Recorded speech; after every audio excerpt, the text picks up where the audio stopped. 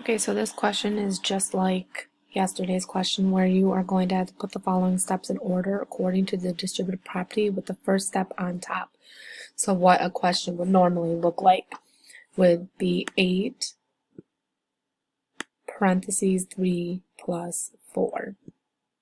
And then if you were to do the distributive property where you would circle the 8 for the house, and then you would give 3 some candy, and then you would give 8 some candy, you would then be multiplying. So it would be 8 times 3 8 plus 8 times 4.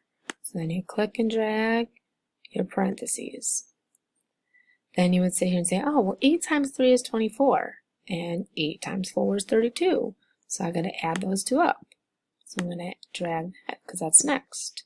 And then when I add 24 plus 32, I get 56. Okay, and if I were to ask to select equivalent expressions, any one of these expressions is equivalent. Okay, so I can, if it's a select all, I would select every single one of these. If it's select two, you can just pick two of them. Okay, so that's the distributive property practice again.